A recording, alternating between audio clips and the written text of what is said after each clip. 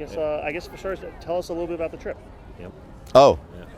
Yeah. I'm looking at you, but I've got the mic on. Yeah. Well, look, we're going to go down to El Salvador. We're trying to make sure we can check in on Kilmar and make sure he's in good health, and talk to him about the efforts to bring him back.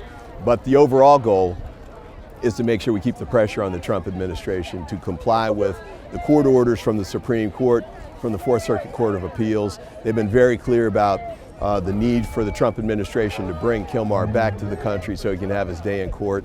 We're going to keep the pressure on until that happens. And keeping that pressure, I guess, why has this become such an ordeal? I'm not sure why they're dragging their feet on this so much. It's really a pretty straightforward thing to do. He could be back here in hours. His president could just pick up the phone and make the call, and he'd be back in the United States, by the end of the day. But my sense is that they're reluctant to have him come back so he can have his day in court. They've been making a lot of character assassination kind of comments at him, and I think they know they can't back that up in court under oath. So they're going to drag their feet because they don't want to have to put up or shut up. Are you going to meet with anyone else while you're there, or what is your itinerary again? Yeah, we'll be meeting with other officials, the U.S. Embassy and the like, also from members of the El Salvadoran government, although that's not the top goal from going down there. But I do want to get a sense, too, from people on the ground as to what they're thinking and seeing. I had a chance to go to El Salvador a couple of years ago and talk with them about that. It'll be interesting to see what their views are now. I know, your state colleague, Mr. Van Horn, went like a month and a half ago. Is there anything that he didn't cut? Did you guys talk at all about unfinished business that he's hoping maybe while you're down there? Yeah, we talked a little bit about it. We're having another conversation coming up, but Senator Van Hollen, I thought it was...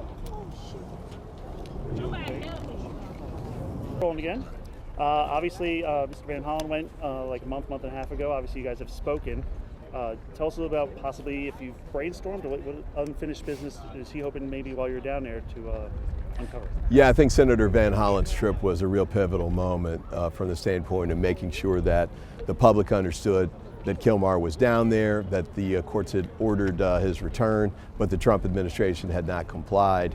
They're continuing to drag their feet, though, so we're going to continue to put the pressure on, and that's part of why I'm going down there. In addition, the Trump administration is continuing to incarcerate more people. We had the 50 Venezuelans that the Cato Institute recently pointed out hadn't committed any offenses in the United States, El Salvador, or Venezuela, and their paperwork was in order here in the United States when they were deported. So there's no reason for them to be held, certainly not in the gulag that is the prison there in El Salvador, and there doesn't appear to be any end in sight for when they can get out. So that's unfair, that's un-American, and that's unconstitutional. So we want to make sure we keep the pressure on that front too.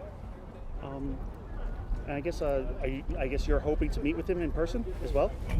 Yeah, we're hoping to see him, hoping to have a chance to talk with him a little bit, make sure he's doing well, convey any conversations and messages from his family and vice versa.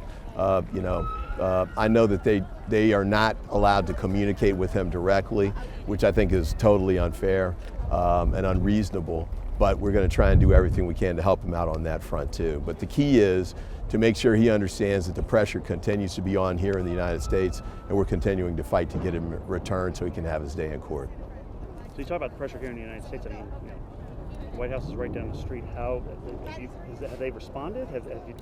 There's been conversations here with the White House? Well, I think the key conversations are the ones in court, because the Supreme Court's already ordered his return. You've got cases going on in Greenbelt, the Federal District Court in Maryland, and a Federal District Court here in Washington, D.C. and other places where these conversations are ongoing. But I'm hoping it won't come to the point where the Trump administration has to be held in contempt of court before they comply. But we could be heading that way. Is there anything else? That does it for me. Okay. That's good.